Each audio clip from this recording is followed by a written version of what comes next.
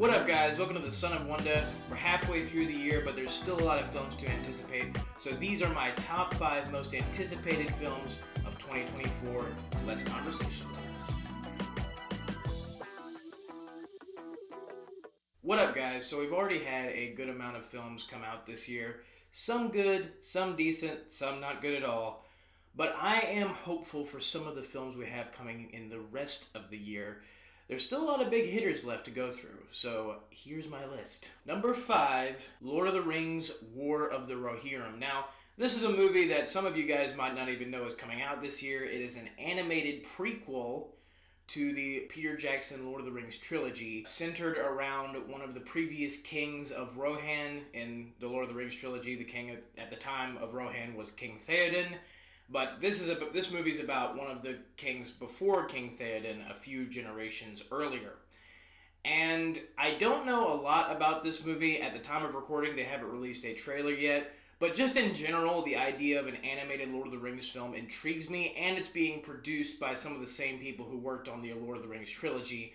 And, they just re-released the extended editions not too long ago, and I got to see those at theater with my family, and it was awesome. And I'm hoping that, at least to some capacity, this new animated Lord of the Rings movie can be at least decent. Now, I'm pretty sure the animation is going to be more anime-styled. I'm not a fan of anime particularly, but again, I'm more intrigued by the premise than anything else, because it is Lord of the Rings, and it is going to be animated, and we haven't seen that before. And it's about Rohan, and we get to explore more of the lore surrounding that specific part of Middle-earth. So those are the main things that have me intrigued. And yeah, concerning this film, it's really just optimistic curiosity. Number 4, Transformers 1. Now, I did a video discussing the trailer for this film, and in short, I thought the trailer on the surface gave me everything that I wanted.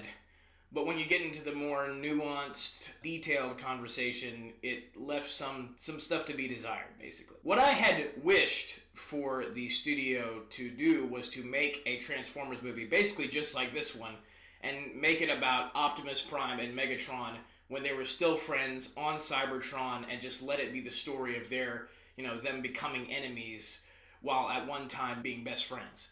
And this movie is giving me exactly that, except it's giving me that with sort of a modernized skin wrapped around it, and that's the thing that concerns me. I don't love the voice actor they got for Megatron. I do think Chris Hemsworth sounds really good as young Optimus Prime. He did a really good job, at least from what I've heard from the trailers. But again, concerning the actual, vibe that the trailer gave me for the movie itself, I think that, again, the story beats look interesting and exciting. It's just some of the modern humor that they throw in there I'm not a particular fan of. I wish they would have gone with a more serious tone, since it is Transformers, and Transformers is certainly not known for its comedy, despite all the attempts Michael Bay made at making it known for its comedy. Anyway, I love the Transformers universe. I've been watching all the cartoons since I was a kid, and I especially love, battles between arch-enemies and exploring the pasts of arch-enemies. And so to explore the pasts of Optimus Prime and Megatron was always going to sound awesome to me. It's just a particular execution that I don't know what it's going to look like by the time the movie comes out. But it still nonetheless is one of my most anticipated, because I love the idea of the premise, and I'm really excited to see if they can actually pull it off and make a good, possibly the best, because it's not that hard, Transformers movie. Alright, coming in at number 3, Joker Folie à Deux. I have no idea if I'm pronouncing that right. It's a French title. It means love for two for love, just love something. I don't remember. But bottom line is, it's a Joker sequel. Now, fun fact, it might seem weird, but I've not actually seen the first Joker movie yet.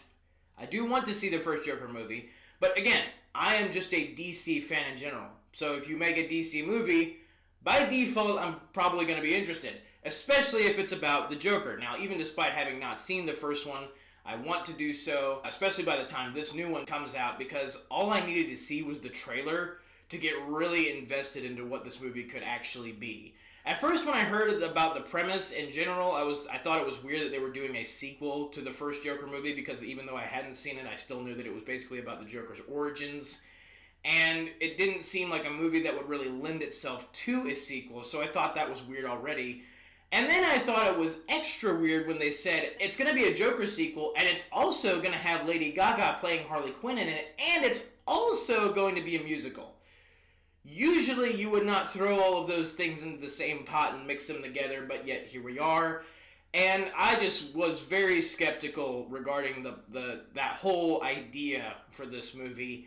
And then I saw the trailer. And the trailer actually sold me on what this movie could really be. Because the thing about Joker as a character is he is insanely unpredictable. He's probably the only Batman villain that could burst out into song at any random moment and the audience not be entirely surprised.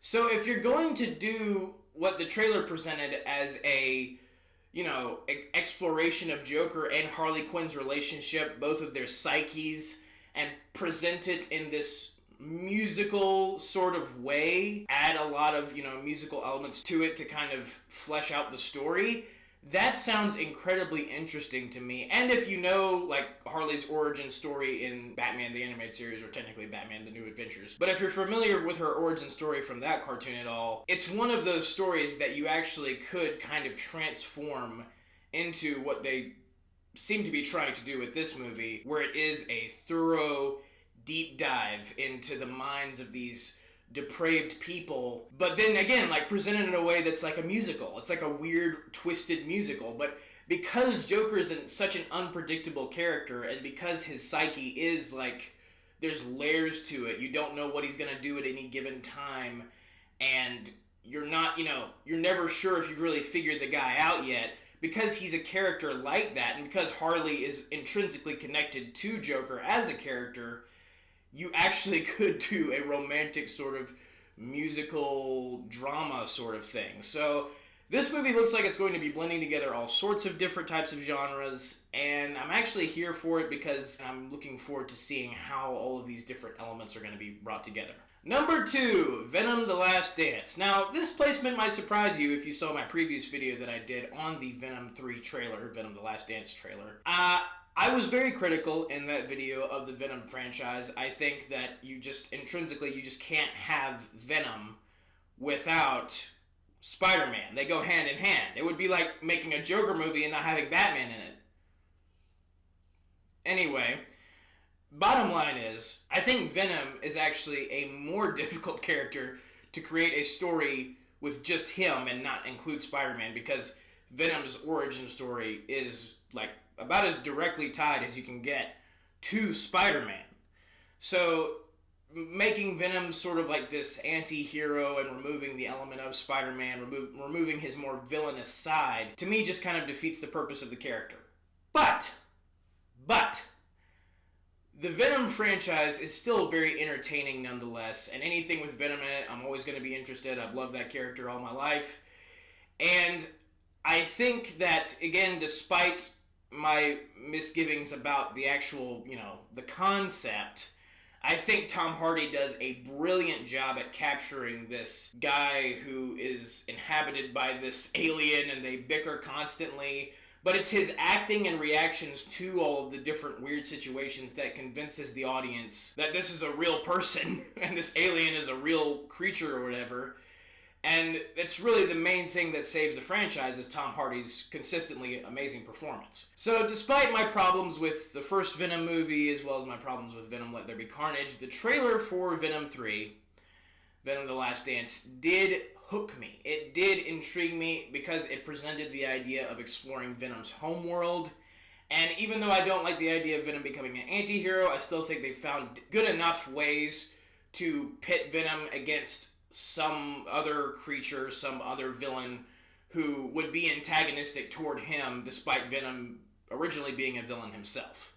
And again, the idea of exploring Venom's backstory, getting into more of that lore, and this sort of being the climax of Venom's whole story, I am intrigued by. And it also looks like we're increasing the scope and scale, which I think is a really good choice, considering the last two films were more smaller scale, creating a Venom movie that is more like true, tried and true blockbuster level.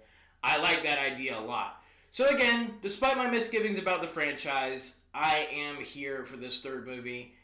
So we'll see. But at number one, of course, it's the boring answer because it's probably going to be everyone else's answer on the planet. Deadpool and Wolverine.